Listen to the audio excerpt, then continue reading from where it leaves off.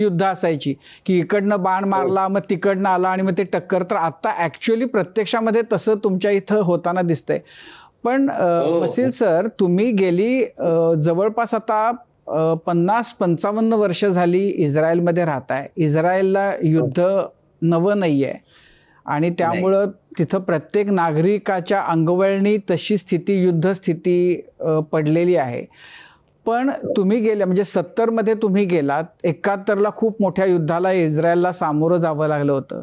ही जी म्हणजे युद्ध आणि बदललेली युद्ध तुम्ही कसं बघताय? तुम्हाला काय बदल जाणवतोय आत्ताच्या युद्धांमध्ये आणि पूर्वी तुम्ही जी अनुभवलीत युद्ध त्यामध्ये?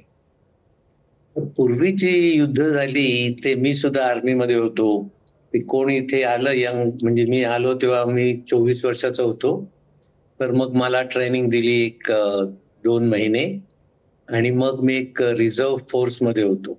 कारण इस्रायलमध्ये 18 वर्षाचा मुलगा किंवा मुलगी झाली की त्यांना सैनिकाची ट्रेनिंग मिळते आणि त्यांना मुलींना 2 वर्ष आणि मुलांना 3 वर्ष आणि नंतर मग त्यांना दरवर्षी 30 दिवस 40 दिवस अशी ट्रेनिंग असते की त्यांनी ते विसरू नये त्यांचं जे शिक्षण घेतलेलं म्हणजे सैनिकी शिक्षण.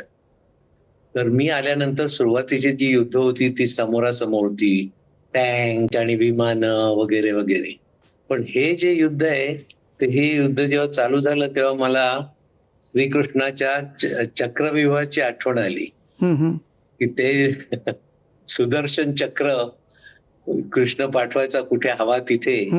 तसंच हल्ली म्हणजे ते असतात इराणमध्ये आणि त्यांना जेरुसलेम मध्ये बॉम्ब पाठवायचा आहे तर ते बरोबर पाठवू शकतात. ती मला आठवण आली की त्यावेळची जी अण्वस्त्र होती आपल्या पूर्वजांच्या वेळी, ती आता सुद्धा तशाच प्रकारची अण्वस्त्र निघालेली आहे.